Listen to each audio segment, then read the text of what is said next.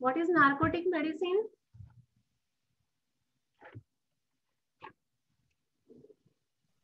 ज्याच्यामुळे ड्राउझीनेस येतो, इनसेन्सिटिबिलिटी. बरोबर. कुठे ऐकलं तुम्ही आता हे नार्कोटिक सगळं वर्ड? आता रिसेंटली ऐकलं आता असेल. सगळं बातम्यामध्ये तेच चालू आहे मॅम, हा. नार्कोटिक्स भारती पकडली वगैरे काही. बरोबर. तर त्याने नशा येते. तर मग असे पण काही ड्रग्ज आहेत आपल्या पण याच्यात आणि ॲलोपॅथी मध्ये पण they are using as a medicine. So these narcotic substances, if you want to prove, so with the exception of these narcotic substances, so narcotic substance जे आपण prove करतो ते नेहमी आपण larger dose मध्ये prove करतो. In the experiment with the moderate doses of medicine on the healthy bodies, we observe only their primary action. That is those symptoms wherewith the medicine deranges the health of human being and develop in him a morbid state of longer or shorter duration.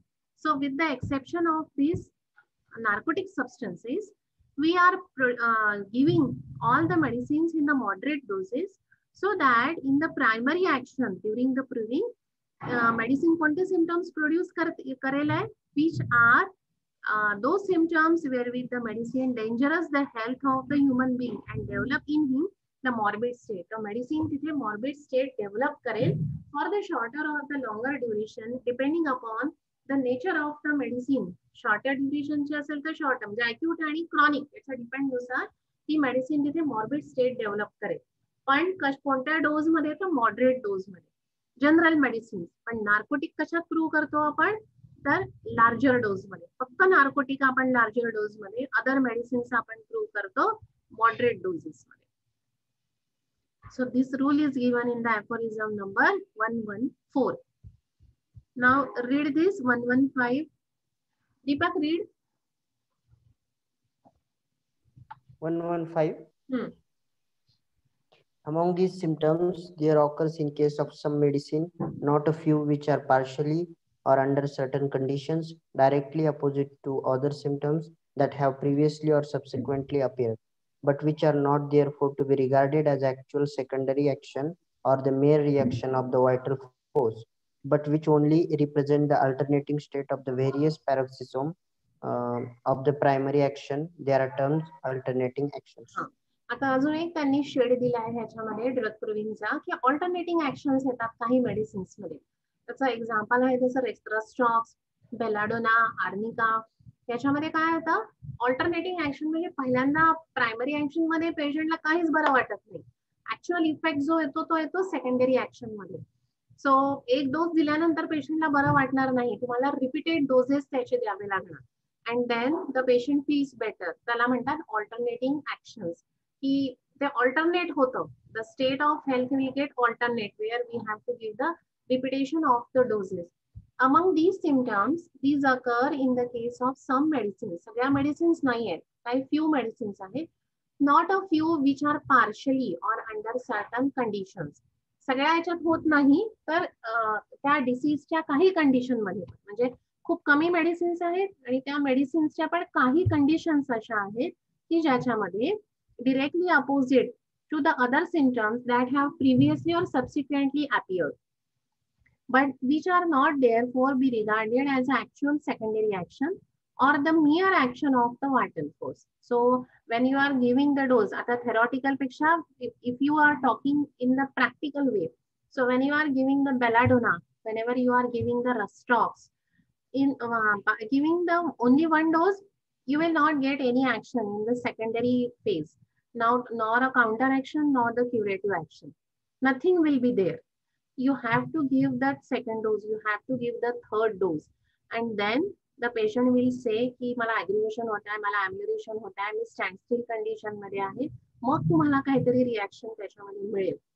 Which represent the alternating action of the various paroxysms of the primary action. They are termed as the alternating actions. So या medicines ज्या आपण देतो की ज्याला primary पहिल्यांदा secondary action मध्ये काहीच आपल्याला रिॲक्शन मिळत नाही, तर आपल्याला रिपीटेड डोसेस देऊन ते आपल्याला सेकंडरी ऍक्शन मिळते. अशा मेडिसिन्सला म्हणतात ऑल्टरनेटिंग ऍक्शन. ऑल्टरनेटली आपल्याला ते द्यावं लागतं. Some symptoms are produced by the medicine more frequently, that is to say, in many individual, other they are rarely in a few or only in some healthy bodies. आता एक आपण बघितलं narcotics की ते लार्जर डोसेस मध्ये द्यावे लागतात. दुसरा आपण बघितलं की certain medicines they are having the alternating action. तिसरा आता इथे आम्ही एक टाईप दिला आहे की काही काही ज्या मेडिसिन्स असतात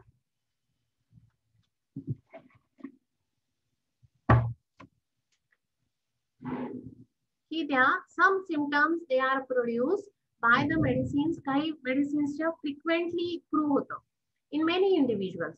तर काही मेडिसिन्स ज्या आहेत त्या रेअरली प्रूव्ह होतात किंवा काही मेडिसिन्स या काही माणसांवरच प्रूव्ह होतात. So depending upon the nature of that medicine तुम्हाला प्रूव्हिंगचे सिम्पटम्स मिळतील किंवा त्याप्रमाणे तुम्हाला प्रूव्हिंग करावी लागेल. ठीक आहे.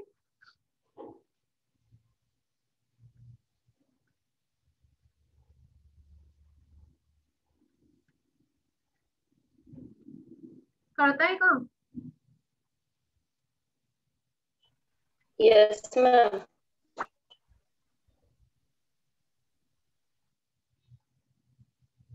एकच येस मॅम आलं.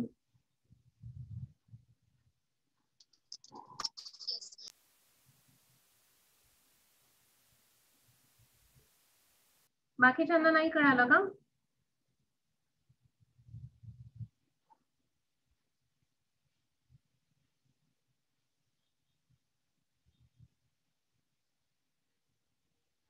नार्कोटिक्स कसे देतो आपण?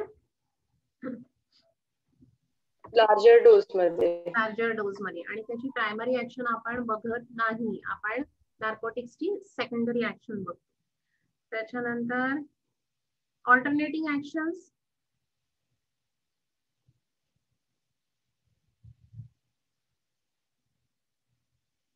त्याची पण आपण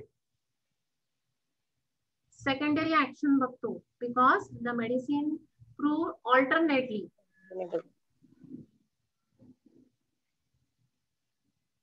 ठीक आहे. नंतर काय दिलंय 116 मध्ये? काही मेडिसिन्स रेअरली प्रूव्ह होतात किंवा त्याचे सिम्पटम्स रेअरली काही लोकांमध्ये दिसतात. बरोबर. तर काही फ्रिक्वेंटली सगळ्या मेनी इंडिव्हिज्युअल मध्ये दिसतात. ठीक आहे. आता 117 मध्ये they have given the one concept that is idiosyncrasy. माहिती तुम्हाला इडिओसिंक्रसी?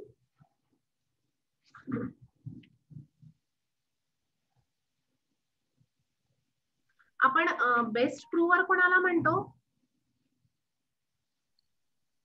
फिजिशियन. फिजिशियन. दुसरा कोण असतो?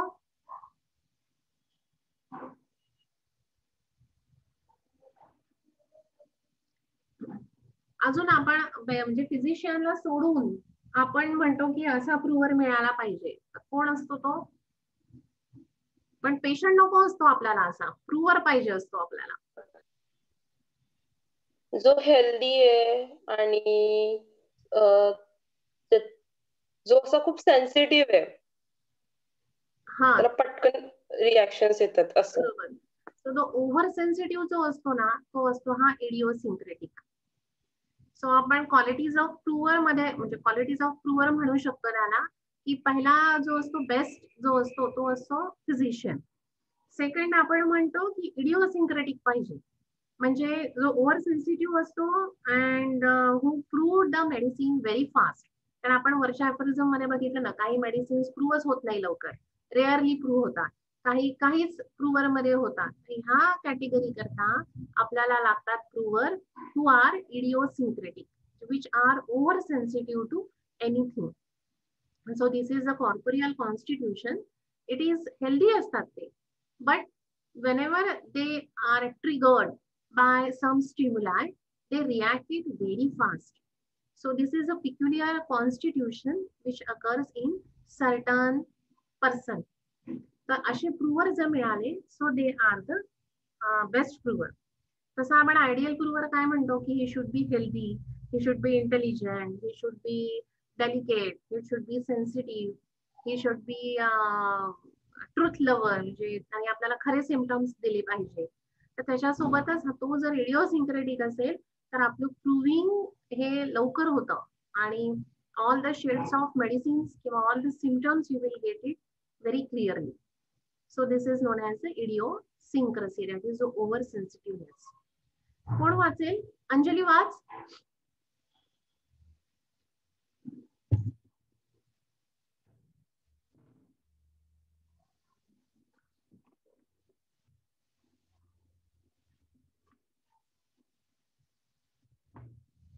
Anjali is here.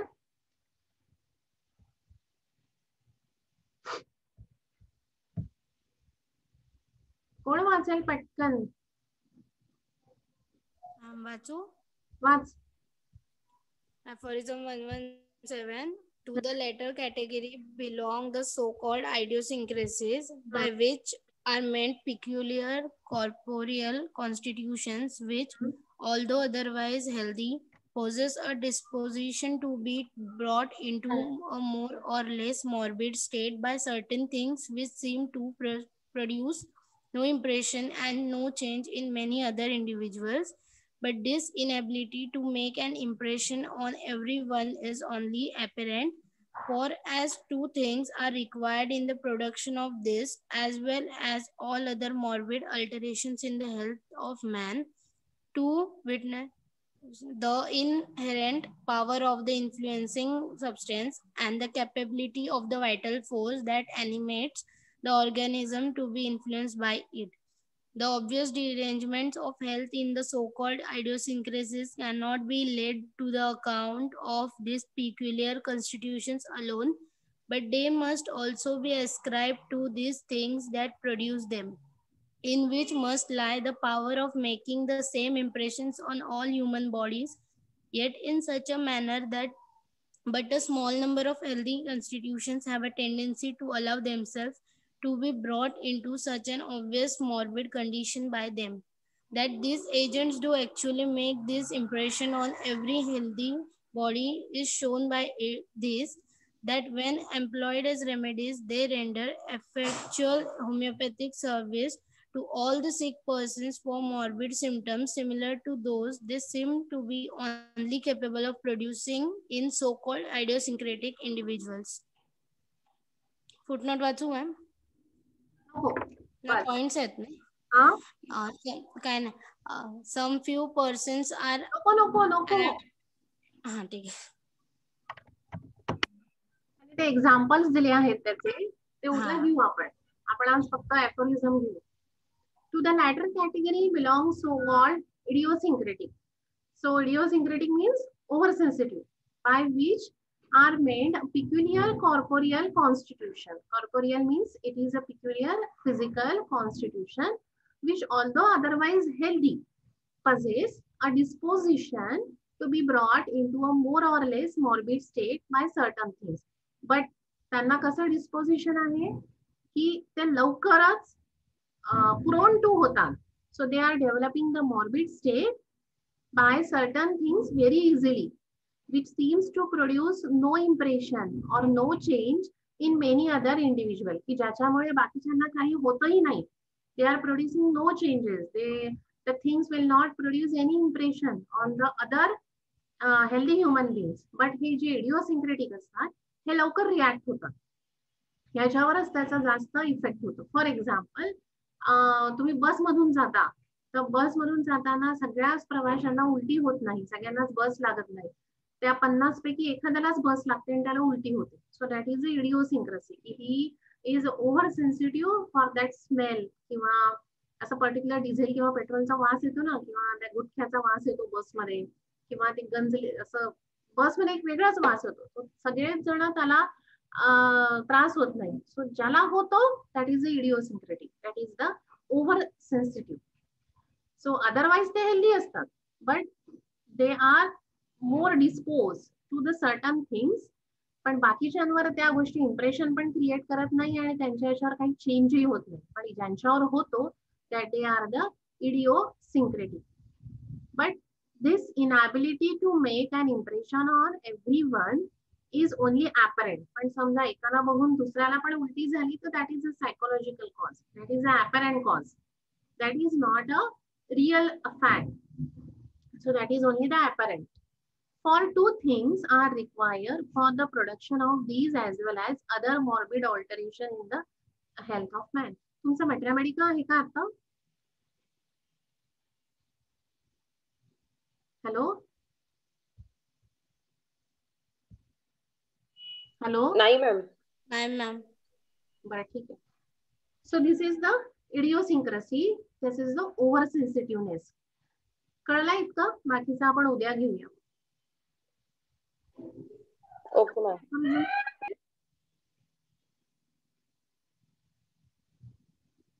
1102 116. काही प्रॉब्लेम आहे याच्यात? नाही ma'am. So we will meet tomorrow with the same topic.